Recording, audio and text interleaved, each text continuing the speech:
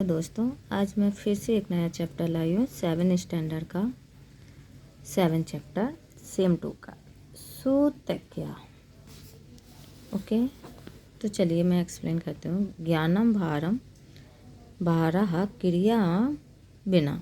देखो यहाँ पर इस लाइन का मतलब हुआ कि ज्ञान भार है अगर आपने उसका यूज नहीं किया। कैसे? ऐसे कि जैसे मानो आपको कोई भी वर्क दिया गया है, आप पढ़ाई कर रहे हो, आपको उस चीज़ का ज्ञान है और आप उसका उपयोग नहीं कर रहे हो, तो वो क्या है? वो बेकार ही है। आपका एग्ज़ाम है, ओके, और एग्ज़ाम में आपको कोई क्वेश्चन आपने लर्न किया है, उसका आपको पूरा ज्ञान है, आपको नॉलेज है, फिर भी आप उसको नहीं लिख पाए, तो वो क्या हुआ? वो बेकार गया ना, वो आपके ऊपर भारी हुआ ना। इस तरीके से बोल रहे हैं कि ज्ञान भार है बिना क्रिया बिना। जननी जन्मभूमि स्वर्गदपि गृह्यते से। अब कह रहा है कि जननी और जन्मभूमि स्वर्ग के समान होती है। कैसे? कि देखो, हम जननी को, जन्मभूमि को कैसे माँ मानते हैं। जैसे हमारी माँ है, वैसे ही हमें अपनी जन्मभूमि को भी स्वर्ग की तरह रखना चाहिए। आपत्ति मित्र परीक्षा। इसका मतलब है कि आपत्ति में हमें मित्र की परीक्षा लेनी चाहिए। मतलब दोस्त की परीक्षा कैसे लेनी चाहिए?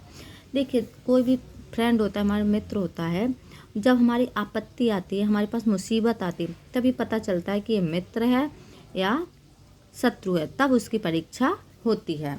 अगर वो मित्र है तो वो हमारे साथ खड़ा होगा, दुख में भी, आपत्ति में भी।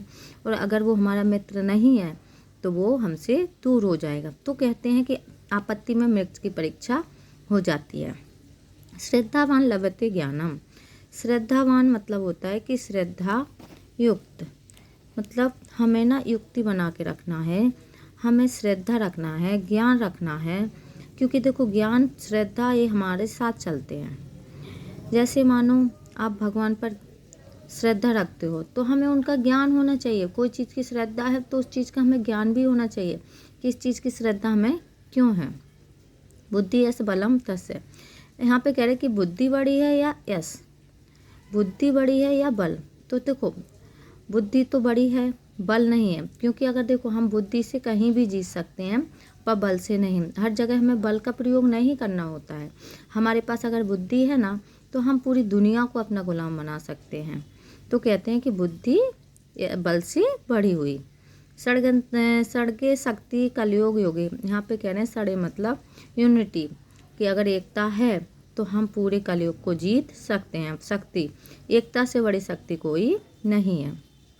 शरीर माद खलो धर्म साधक। हमारा शरीर क्या है? नाश्वर है, नष्ट होने वाला है। इसलिए हमें धर्म का साधन चुनना चाहिए, जिससे क्या हो कि हम आगे अपने स्वर्ग को प्राप्त करें। समझ आया? नहीं आया ना? देखो, इसमें क्या है आपको मैं बता दूं कि एक लाइन कुछ दी गई हैं, इनका हमें ट्रांसलेशन करना। अगर एक्सप्लेन करना है तो आप अपने हिसाब से कर सकते हो। आप अपना उदाहरण देकर कोई भी लाइन को एक्सप्लेन करते हो। जैसे ज्ञान भार क्रिया, ज्ञान क्यों हमारे ऊपर भार है, जननी और जन्मभूमि स्वर्ग के समान क्यों है, आपत्ति में मित्र की परीक्षा हम कैसे लें, श्रद्धा लभते ज्ञानम, श्रद्धा और ज्ञान की क्या आवश्यकता, बुद्धि या बल क्यों, कैसे बढ़ा है, शक्ति और एकता कैसे हुई कलयुग में, और शरीर नाश्वर क्यों है, धर्म का साधन है बस जरूरी क्यों है। तो ये आपको करना है।